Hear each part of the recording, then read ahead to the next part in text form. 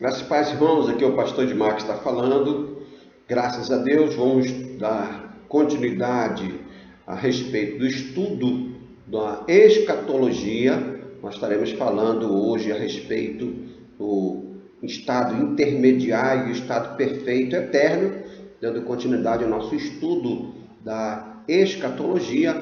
Então, nós estaremos vendo a respeito já vimos, na verdade, a escatologia geral, nós já vimos a respeito da segunda vinda de Cristo, nós já falamos a respeito dos eventos escatológicos, e nessa manhã nós estaremos estudando a respeito da escatologia individual, que fala a respeito da morte física, a imortalidade da alma, o estado intermediário dos mortos em relação à volta de Jesus, e com certeza será bênção. Então, é justamente esse estado intermediário e o estado definitivo fala justamente a respeito das bem-aventuranças, o céu ou a condenação, o inferno, que acontece de imediato para as pessoas que morrem e até a volta de Jesus. Então é por isso que o nome é o estado intermediário das coisas. O estado definitivo é quando Jesus voltar, que os mortos ressuscitarão, e aí o céu, as bem-aventuranças e a condenação será eterno. Nós estaremos vendo lá na frente a respeito disso. Então são dois momentos. Para isso nós precisamos primeiro estudar, meditar o que é a morte. A morte é o fim da vida física, quando a alma se separa do corpo.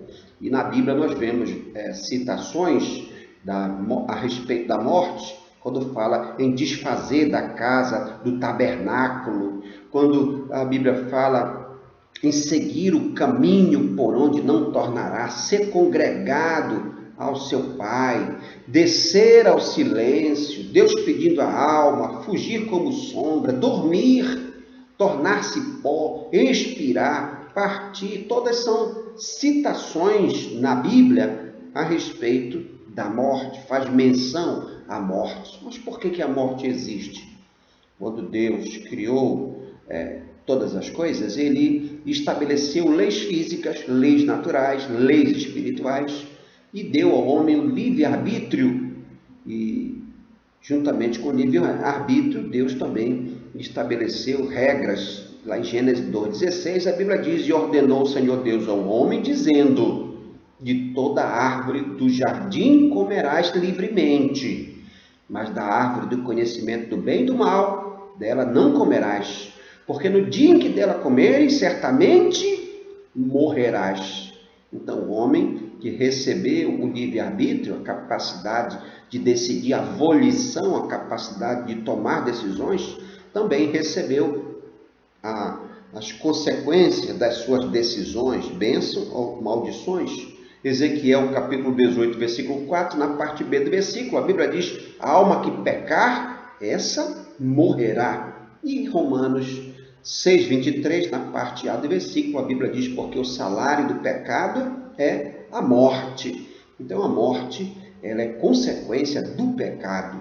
A morte foi introduzida no mundo e na humanidade através do pecado, da desobediência de Adão. Romanos 5, 12, a Bíblia diz: portanto, assim como por um só homem entrou o pecado no mundo, e pelo pecado a morte, assim também a morte passou a todos os homens, porquanto todos pecaram. Então, por causa do pecado, o ser humano passou a morrer. É consequência do pecado. Nós vemos vários ensinamentos a respeito de aonde a pessoa vai ficar, o que acontece após a morte. Nós vemos os adventistas, por exemplo, ensinando a respeito do sono da alma, que quando alguém morre, ele fica dormindo, inerte. Os testemunhos de Jeová também partilham desse ensinamento, mas também acrescentam a questão da aniquilação da alma. Para os descrentes, são aniquilacionistas.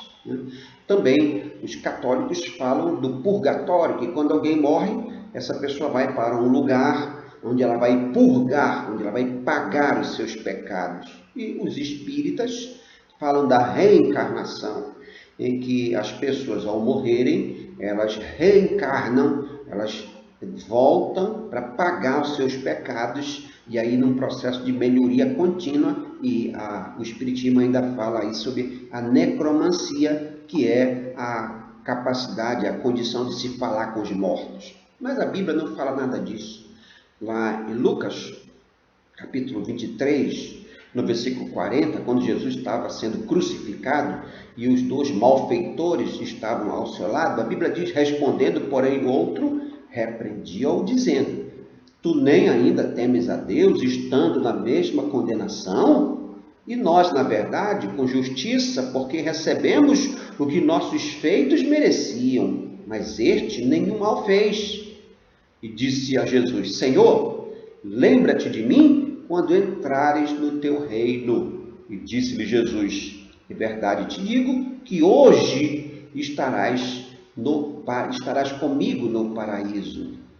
Então, nós vemos nesse texto que após a morte, já de imediato, entre a morte e a ressurreição, com a volta de Jesus, as pessoas já vão usufruir de imediato do pleno gozo de Deus ou do sofrimento longe dele. Não existe um lugar, não existe uma etapa intermediária. Imediatamente após a morte, a pessoa já passa a usufruir. Jesus falou para ele: hoje estarás comigo. Então, mas o que aconteceu com esse homem? Ele se arrependeu, ele confessou o seu pecado e ele também confiou, ele teve fé. A salvação é pela fé. Romanos 10, 9, a Bíblia diz: se com a tua boca confessares Jesus Cristo como Senhor e teu coração crerdes que Deus o ressuscitou dentre os mortos, serás salvo. Então, o destino eterno de uma pessoa é definido antes dela morrer, é hoje, Não dá para deixar para depois. Da feita que morre não tem mais jeito. Segundo aos Coríntios 6:2, a Bíblia diz: porque diz, ouvi-te em tempo aceitável e socorri-te no dia da salvação. Eis aqui agora o tempo aceitável. Eis aqui agora o dia da salvação. O dia da salvação é hoje, não é amanhã. Não adianta, depois que a pessoa morre, querer fazer alguma coisa para mudar a situação daquela pessoa. Então, há apenas uma vida nessa terra, seguida de prestação de contas a Deus. Lá em Hebreus capítulo 9, no versículo 27, a Bíblia diz: e como aos homens está ordenado morrerem uma vez, vindo depois disso o juízo. Então, não há nada que a pessoa possa fazer para mudar a sua condição depois que ela morre. Aí ela só fica aguardando o julgamento final. Mas ela já fica sofrendo as consequências de imediato dos seus erros, aguardando o julgamento final. Para onde as pessoas vão após a morte? Uma pessoa, assim que a pessoa morre, o seu corpo volta para o pó.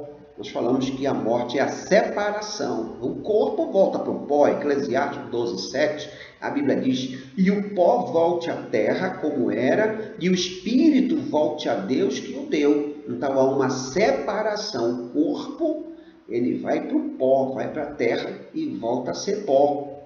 Então a alma não fica dormindo junto do corpo, aguardando. Então a Bíblia diz que o espírito volta para Deus. Mas aí, nesse texto que nós lemos, vemos uma distinção entre aquele que acreditou, que creu em Jesus, ou seja, passou a ser justo, justificado por intermédio de Jesus, e nós vemos essa distinção entre as pessoas. Então, o destino das almas dos justos, ou seja, daqueles que creram em Jesus, se arrependeram, confessaram os seus pecados, as pessoas salvas vão para o céu, para a glória, ou o paraíso, a fim de habitar com Cristo. Então há uma diferença. No Velho Testamento já existia esse conceito, a palavra hebraica pardes, e dependendo da tradução, essa palavra era traduzida como bosque, jardim, pomar, e lógico, isso aponta para o primeiro dos paraísos, que é o Jardim do Éden. Então, desde o Velho Testamento, já existia esse ensinamento de um lugar de gozo, de alegria. Essa palavra paraíso também, como nós vimos no texto anterior, ela pode ser encontrada no Novo Testamento, quando Jesus disse: em verdade te digo que hoje estarás comigo no paraíso. Então essa palavra ela está aí mencionada também no Novo Testamento, né? Então o significado de paraíso nesse contexto, ele fala de um lugar de bem-aventurança, para onde vão as almas dos redimidos imediatamente após a morte. Outro texto também que nos leva a entender um pouco o que acontece após a morte é em Lucas 16, 19. E alguém pode dizer: pastor, mas isso é uma parábola. Mas essa parábola fala de coisas eternas. Ela fala do destino do homem. É uma parábola que nos ensina princípios espirituais. E Jesus falou assim: ora, havia um homem rico e vestia-se de puro linho finíssimo, e vivia todos os dias regalado e esplendidamente. Havia também um certo mendigo chamado Lázaro, que jazia cheio de chagas à porta daquele, e desejava alimentar-se com as migalhas que caíam na mesa do rico, e os próprios cães vinham lamber-lhe as chagas. E aconteceu que o mendigo morreu e foi levado pelos anjos para o seio de Abraão, e morreu também o rico e foi sepultado. Então nós vemos esse texto, que esse homem chamado Lázaro, ele morreu e foi levado para o seio de Abraão, um lugar de aconchego. E aí esse Abraão é uma figura de Jesus, né? Nesse Lázaro, que sofreu tanto na terra, ele imediatamente foi levado para um lugar de gozo. Nós podemos já contemplar nesse texto que ele não foi para nenhum lugar intermediário, ele não passou nenhum tempo sofrendo para que ele pudesse usufruir. Nós pressupomos que Lázaro cria em Jesus, né?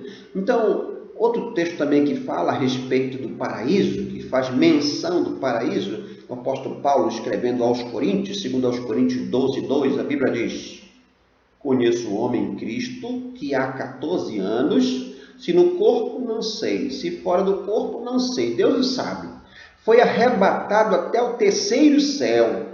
E sei que o tal homem, se no corpo, se fora do corpo, não sei, Deus o sabe, foi arrebatado ao paraíso e ouviu palavras inefáveis que ao homem não é lícito falar. Então se entende que Paulo estava falando dele mesmo. Ele teve uma experiência sobrenatural, ele não queria nem comentar a respeito disso, nem falar, não é lícito falar dessa visão, dessa experiência sobrenatural. Ele fala que ele viu o paraíso. Então o paraíso é um lugar onde as pessoas vão desfrutar das bem-aventuranças, do gozo diante de Deus, da presença do Senhor. E o texto fala que ele foi arrebatado até o terceiro céu. Se fosse para nós sabermos mais a respeito disso, Paulo teria falado, mas ele disse: olha, ele ouviu coisas inefáveis e não é lícito falar sobre isso. O que importa é saber que existe um lugar de gozo, um lugar que nós vamos desfrutar imediatamente após a morte. Lá em Apocalipse, capítulo 2, no versículo 7, também fala: quem tem ouvidos, ouça o que o Espírito diz às igrejas. Ao que vencer, dar-lhe-ei a comer da árvore da vida, que está no meio do paraíso de Deus. Então essa é a única passagem bíblica que é aplicada como referência principal ao lugar preparado por Deus para o seu povo. Esse lugar é até a consumação dos séculos, esse lugar paraíso. Então já se subentende que esse lugar de gozo, esse paraíso também que é mencionado aqui, já começa de imediato, em que nós vamos usufruir, tá certo? Então, diante disso, qual deve ser a nossa postura? Qual deve ser a postura do cristão? Paulo, em Filipenses capítulo 1, versículo 21, ele fala: porque para mim o viver é Cristo e o morrer é ganho. Outra versão diz: é lucro. Mas se o viver na carne me der fruto da minha obra, não sei então o que devo escolher. Mas de ambos os lados estou em aperto, tendo desejo de partir e estar com Cristo, porque isto é ainda muito melhor. Então, Paulo ele está mencionando aos cristãos da cidade de Filipos o dilema que ele vivia. Ele queria fazer a obra, ele queria trabalhar em prol do Evangelho, mas ele entendia, ele tinha esse dilema de escolher entre morrer e continuar vivo. Ele dizia que, olha, para mim estar com Cristo seria muito mais lucrativo, seria muito melhor. Então essa atitude de Paulo diante da morte, ele fala que o cristão não tem que ter medo de morrer. Pelo contrário, o cristão que tem consciência das suas obras, que crê em Jesus Cristo, tem fé em Jesus Cristo, ele não tem medo, mas pelo contrário, ele entende a alegria, que ele vai desfrutar imediatamente da presença, das bênçãos, das bem-aventuranças. Apocalipse 14:13, a Bíblia diz: bem-aventurados os mortos que agora morrem no Senhor. Sim, diz o Espírito, para que descansem das suas fadigas, pois as suas obras os acompanham.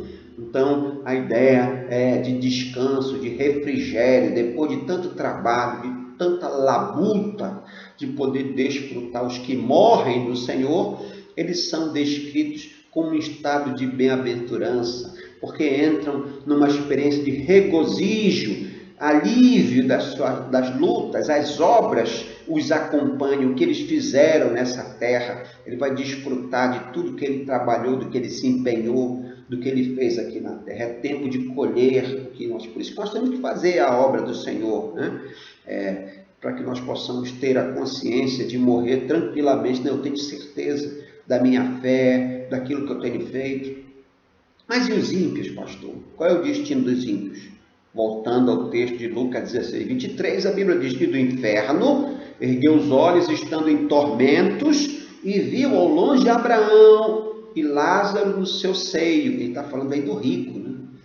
E clamando disse: Pai Abraão, tem misericórdia de mim e manda a Lázaro que molhe na água a ponta do seu dedo e me refresque a língua, porque estou atormentado nesta chama. Então, aí já fala de que esse homem que era rico, que morreu, foi sepultado, diz o texto, e imediatamente ele passou a também sofrer um estado de castigo, usufruir de sofrimento. E aí o texto fala aí de sequidão, de dor, né? Então, isso é lógico, isso é figurativo, mas já fala a respeito de que existe também um lugar, logo após a morte, em que a pessoa que preferiu viver para os seus prazeres nessa vida, também vai desfrutar ou vai sofrer as consequências das suas decisões de imediato. E o texto no versículo 25 diz: Disse, porém, Abraão: Filho, lembra-te de que recebeste os teus bens em vida, e Lázaro somente os males, e agora este é consolado e tu atormentado. Então imagina que ele fala filho, né? É pai Abraão. Então isso faz referência ao que ele estava falando lá, os saduceus, os fariseus, que se diziam como filhos de Abraão. E Jesus, contando essa parábola, já deu fez uma menção à atitude deles, né? As pessoas não salvas vão para o inferno, versículo 23 dessa parábola. E essa parábola inferno, essa palavra inferno, origina-se da palavra latina inferus ou infernos, que significa lugares baixos ou regiões inferiores. Na Bíblia, a palavra inferno, na verdade, ela não existe, a palavra inferno, mas essa palavra latina, na tradução latina, foi usada para representar o termo hebraico equivalente a Sheol, o termo grego Hades e também Geena. Então existem várias menções a respeito disso, mas não é nosso objetivo aqui.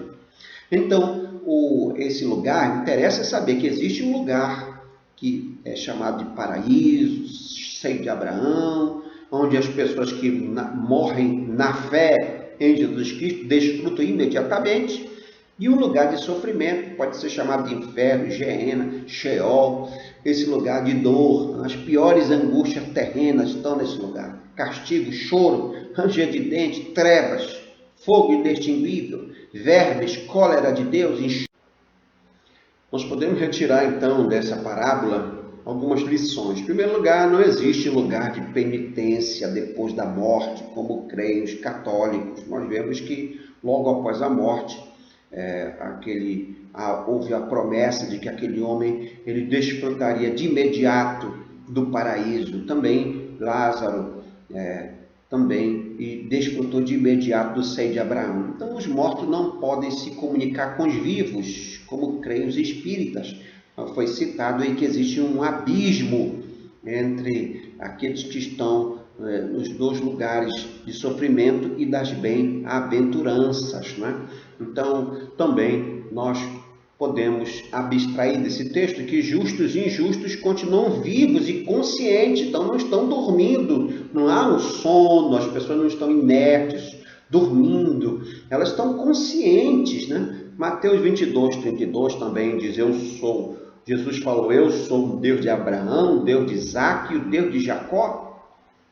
Deus não é Deus dos mortos, mas dos vivos. Então, Jesus falando que ele é Deus de vivos e não de mortos, né? Ele estava falando que ele não disse, eu era o Deus de Abraão, de Isaac e de Jacó, mas ele é Deus de Abraão, Isaac e Jacó, ou seja, eles estão vivos, eles estão conscientes, né? Então, a alma de quem morre não pode retornar para se comunicar com os vivos. Olha só, a questão da comunicação entre os mortos, né? E o anúncio apostólico da ressurreição é diametralmente oposto ao ensino sobre a reencarnação. Então, realmente é uma doutrina que são ensinamentos que a palavra de Deus está nos mostrando que não são incabíveis, né? Não cabe esses ensinamentos. Bem, falando um pouco sobre a doutrina da ressurreição, Paulo falando para os cristãos da cidade de Tessalônica, ele escreveu no capítulo 4, versículo 14, porque se cremos que Jesus morreu e ressuscitou, assim também aos que em Jesus dormem, Deus os tornará a trazer com ele. Dizemos-vos, pois, e isto pela palavra do Senhor, que nós, os que ficarmos vivos para a vinda do Senhor, não precederemos os que dormem. Então, esse texto, quando Paulo escreve, ele está falando que existia, na verdade, lá uma grande confusão a respeito de como aconteceria a ressurreição dos mortos, né, após a volta de Jesus. E Paulo estava dizendo que ele não queria que eles fossem ignorantes a respeito da ressurreição, da volta de Jesus. Então Paulo, nesse texto, ele esclarece, né? Assim como Jesus ressuscitou, todos aqueles que dormem, nós já vimos que dormir aí é uma das citações a respeito da morte. Quando Jesus estava falando a respeito de Lázaro, ele falou, Lázaro está dormindo. E aí eles não entenderam. Depois ele disse, Lázaro morreu, né? Então esse dormir é no sentido de morrer. Então aqueles que em Jesus dormem ou morreram crendo em Jesus Cristo, Deus os tornará a trazer com ele. Fala da ressurreição com a vinda de Jesus, né? Então esse texto ele fala a respeito de dois grupos, de duas ressurreições na volta de Jesus, e nós cremos aí no arrebatamento da igreja. Esse texto fala que a igreja, que os justos hão de se encontrar nos céus com Cristo. Então, os que morreram na fé em Jesus Cristo, eles vão ressuscitar primeiro, em detrimento daqueles que estiverem vivos quando acontecer a volta de Jesus. Os que estiverem vivos terão seus corpos transformados, eles terão corpos glorificados.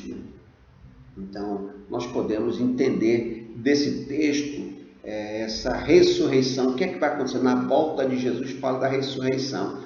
Essa ressurreição tem caráter universal. João, capítulo 5, no versículo 28, a Bíblia diz, não vos admireis disso, porque vem a hora em que todos os que estão nos sepulcros ouvirão a sua voz e sairão. Os que tiverem feito bem, para a ressurreição da vida, e os que tiverem praticado mal, para a ressurreição do juízo. Então, nós entendemos desse texto que todos vão ressuscitar, né? Todos que morreram, já de imediato estão desfrutando do estado intermediário, aguardando o estado definitivo, do juízo final, onde realmente haverá a sentença final para aqueles que praticaram o mal, né? Daniel 12:2 também. A Bíblia diz: e muitos dos que dormem no pó da terra ressuscitarão, uns para a vida eterna e outros para a vergonha eterna. Nós podemos ver nesse texto. Então, queridos, nós vamos ficando por aqui. Esse assunto é muito vasto.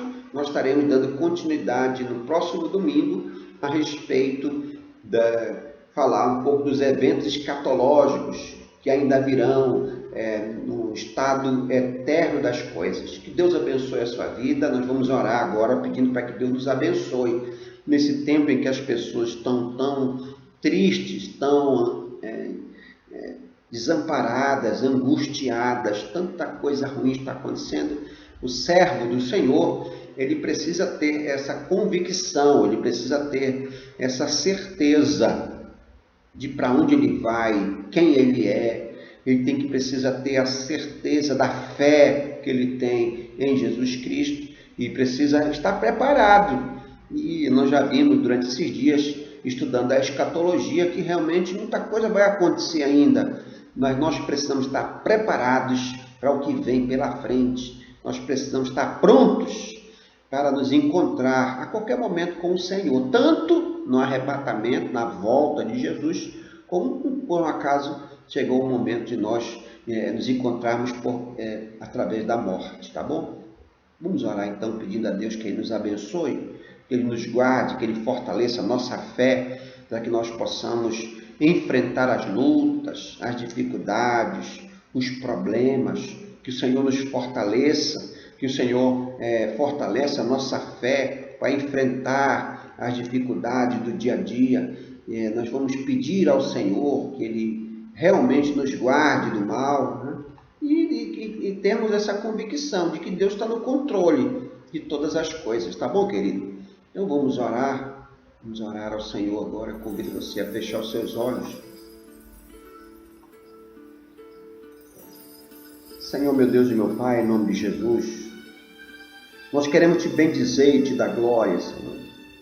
Através da tua palavra nós entendemos, Senhor, que a fé em Jesus Cristo, a fé no Senhor é que deve nos fortalecer para enfrentar esses dias difíceis, dia de luta, de tristeza. Mas aqueles que têm a fé no Senhor entendemos que nós precisamos fazer a tua obra, que nós precisamos trabalhar, que nós precisamos pregar o teu evangelho, viver em santidade, tendo a certeza de que um dia, mais cedo ou mais tarde, nós nos encontraremos contigo, quer através da tua volta ou através da morte, Senhor. Em nome de Jesus, fortalece aqueles que estão tristes, abatidos, abalados, aqueles que estão preocupados. Se porventura existe alguém que está assistindo esse vídeo que ainda não aceitou a Jesus Cristo, que tu possas dar oportunidade para essa pessoa, se for agora, se ela quiser aceitar Jesus Cristo também, em nome de Jesus, abençoa, recebe, derrama do teu perdão, Senhor, na vida daquele que quer te buscar, naquele que crê no Senhor. Em nome de Jesus, nós te bendizemos pela oportunidade, pelo privilégio que nos dá. Pedimos que tu nos guarde, nos abençoe, nos fortaleça, que realmente, através da fé em Jesus Cristo, nós possamos passar por cima dos obstáculos, Senhor, e prevalecer. Nós te louvamos, nós te bendizemos, em nome de Jesus. Amém e amém. Graças a Deus, glórias ao Senhor. Deus abençoe a sua vida, em nome de Jesus, tá bom? Fica na paz do Senhor, que Deus te abençoe, em nome de Jesus.